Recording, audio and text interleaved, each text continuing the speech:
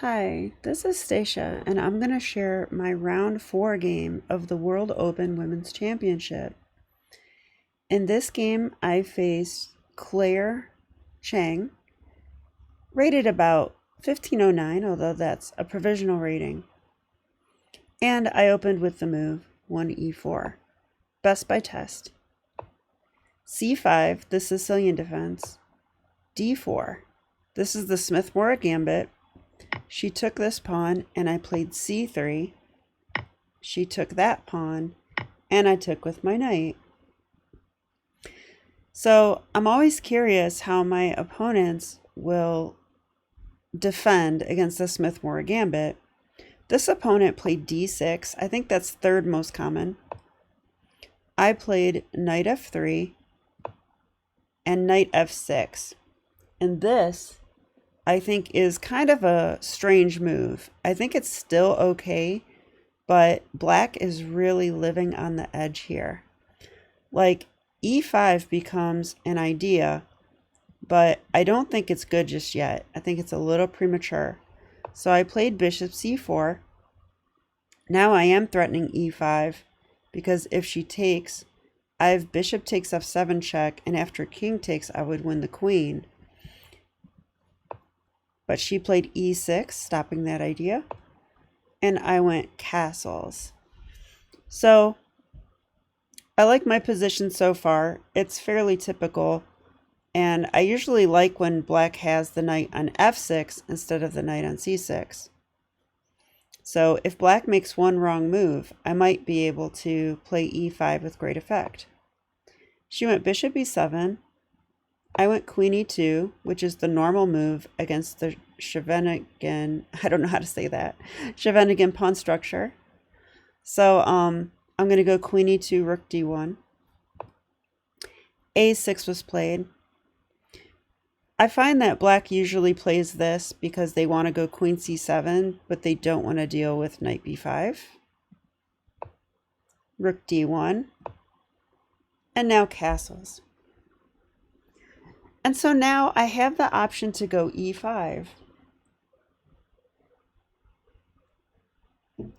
I think e5 is the best move, and if black doesn't play perfect, white will be winning. I went e5, and this attacks the knight and attacks the pawn. Now the pawn is pinned, so she cannot take, or I win the queen. So probably she should move the knight. You also can't push the pawn, because after I take the knight, this is still pinned. So you don't want to make that mistake. So yeah, she should move the knight. And if you choose a careless square, like let's say knight g4, trying to pivot and win the pawn, then this is already very good for white. We would take. And the bishop cannot take back because we're going to play knight e4, attacking the pinned piece, and black will lose a piece. But there is a good move for black here. So if you want to pause your video and see if you can find it, go ahead and do so now. So during the game, I thought I might be winning here, and then she played knight to e8. And this move looks pathetic, is what I want to say. But it's actually a good move. Like, black is holding on here. The knight has moved away from the attack and now is guarding that very sensitive d6 square. So now, if I take the pawn, she can recapture with a knight, which did happen in the game. So now white has a pin to work with. Whoops. White has a pin to work with. We can attack the pin piece. Bishop f4 comes to mind. Knight e4 comes to mind. So let's see what happens. In the game, I chose the move knight to e4. This attacks the pin piece, but she responded with queen c7, which I underestimated during the game. Queen c7 steps out of the pin and counterattacks my bishop. So now if I play bishop f4, trying to repin, I would actually lose the game after queen takes bishop, and the knight is actually defending the queen. If I take the knight first, then I lose my queen, and if I take the queen, the knight grabs my queen, and I lost my bishop for free. So queen c7 is an excellent move here. So I think if I could play this game again, I would play bishop f4 instead. Now if she plays queen c7, I think I can go knight e4 now. Let's see. Oh, first I would go bishop b3. Now I'm threatening knight e4, and I'm threatening this, and I think white's doing quite well here. She probably can't go queen c7 anymore. Okay, but let's go back to the game. After knight takes, knight e4, and queen c7, attacking my bishop, I realized that I wasn't going to pin and win down the d file. So I took the knight, she took with the bishop, and I decided to simply continue my development. I think bishop e3 is good though, because now I'm planning to put my rook opposite her queen on the c file, and she still has pieces to develop, especially her light square bishop. So she played b5, wanting to develop her light square bishop, and this is actually a mistake. The thing is, I want to move my c4 bishop anyway, either to b3 or d3. Here I went bishop d3 for a good reason. I have a nice constellation of pieces here. I noticed that the black king looks a bit lonely on the g8 square. All the pieces are on the queen side. So bishop d3 sets up a Greek gift sacrifice. Notice this constellation of pieces. So I think my opponent has to stop my Greek gift idea here. At least I thought so. Let's see. Can she go h6? If h6, computer says bishop e4 is very strong, attacking that rook.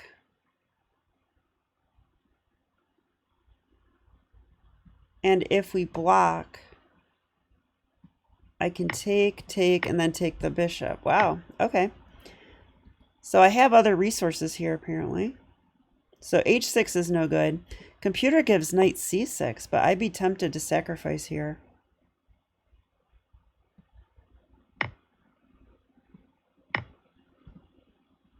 Knight g5 check, and king g6 is needed. So when black plays this move, king g6, it looks pretty ridiculous, but a lot of times it does hold on for black just barely. Computer says white has +1 here, and I'm down a piece. So the attack is real, but apparently with the knight developed on a good square, maybe black can defend. Okay, but in the game, I think this move's a bit careless. Bishop b7, not dealing with the bishop takes h7 check threat. So I played it. And now she broke a rule that Grandmaster Ben Feingold says all the time. He says when someone sacrifices a piece, you should take that piece. He's like, because if you don't take it, you're going to get checkmated. But if you do take it, at least you're up a piece. So she did not accept the bishop. It's hard to blame her. I think if she does take, she has to play this way. She has to come to g6. If you go back to g8, queen h5 is pretty brutal. Threatening checkmate. Computer gives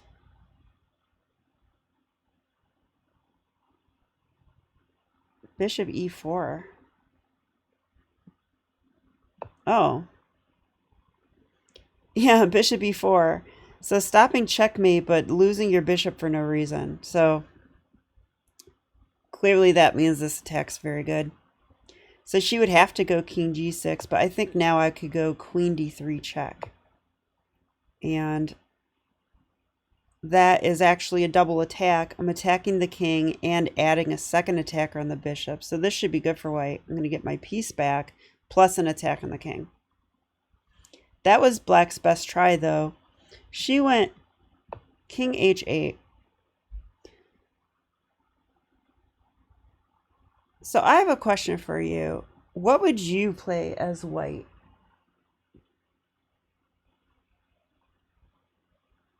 It turns out the best move is knight to g5, and I could learn a lot from this move. I was very scared of things like f6 and maybe even bishop takes h2 check, but the computer says you got to calculate through the lines, and white has a huge attack here and is totally winning. In the game, I did not do that. I simply retreated my bishop. This is a good practical decision, but it's not precise. Okay, she played rook e8. I think she's defending this point because she wants to go f5. That would be my guess. And now again, I could go knight g5, but I played the calm move h3. Just saying that I don't have to be in a hurry. I don't have to lose my h-pawn. I've got a good position. And that is true. Computer says +3. Okay, so she went bishop d5. And here I went knight g5. So now that I saved my h-pawn, I was ready to continue the attack. So I want to go queen h5 check next. She moved her king, queen h5, and bishop to e5. So I think she saw the same line I did, which was check here, king f8, and now after check here, the rook is attacking my queen, and I cannot take on g7. The bishop is now guarding. But the problem is I have a lot of other options here. And here I played a move that is consistent with my play this game. So far I sacrificed a pawn, I sacrificed a bishop. She took the pawn, didn't take the bishop. So I thought, okay, time to sacrifice a knight. Oh wait, not yet. I threw in this move first. Okay, queen there. She's attacking my g2 pawn now. I do have to worry about bishop takes pawn, bishop h1, queen g2 checkmate. That is sort of an idea. But I sacrificed my knight instead. Knight takes f7.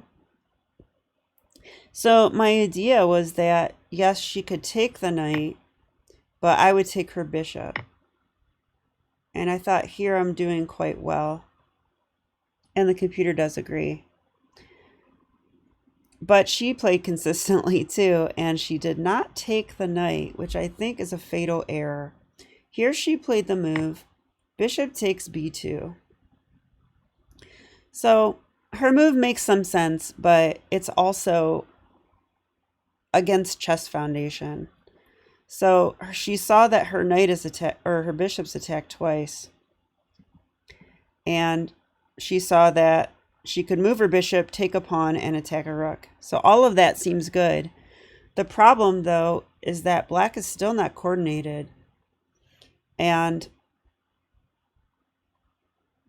you can't really make a move like bishop takes b2, which is sort of a pawn hunting move, when there's a million attackers on your king. You know, so foundationally, I think this is a huge mistake, and the computer agrees. So I decided to not worry about this attack on my rook. I already sacrifice. I keep trying to sacrifice and she's not taking it. So I'll just keep sacrificing more. And I actually love the move that I played next. I played this move. There's tons of moves that win here, but I played bishop g6. And when the computer thinks a lot, eventually it likes bishop g6 as one of the top moves. This defends my knight and creates huge threats. So now I'm threatening queen h8 check and mate. The king can no longer take the knight. And if she goes king f8, which I do believe happens, which is probably the only move. Now, I don't want to play queen h8 check right away. The king would get out, but I can throw in bishop c5 check. And now the king is totally trapped. So computer gives queen e7. So not a move you want to play. Instead, she played rook e7. But now I have queen h8 checkmate. So, one of my better attacking games, I would say, but there's still a lot to learn as well. So just to go over the main points of what we could learn from this. Turns out this knight e8 idea and line is actually quite good for black. Its computer gives equality, which just means that white has compensation for a pawn. But here I would play bishop f4 instead of knight e4.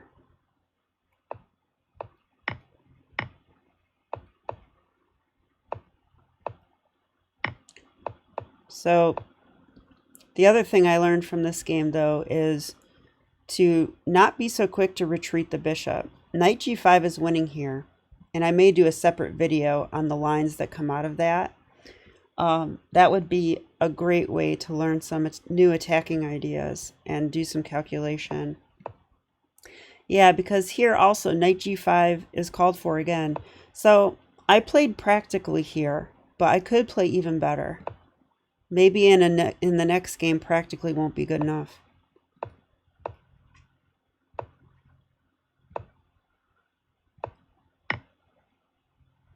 Yeah, and I like knight takes f7, but again, white actually has better moves here. Computer gives queen h7 check, and that's mate in 4. So let's have a look at that. King f8 is forced. Oh, we have bishop c5 check right now. And it's giving bishop d6. So this is going to be mate. Yeah, it's the same mate. So I hope you enjoyed this game. And my status in the tournament at this point was a win in round 1, a draw against an expert in round 2, a draw in round 3, and a win in round 4. So at this point, I was actually in the running for some money, since my score was 3 out of 4. So one of my best tournament results in a long time. And so I went into round 5 with high hopes, and I'll be back to show you that game. Thanks for watching.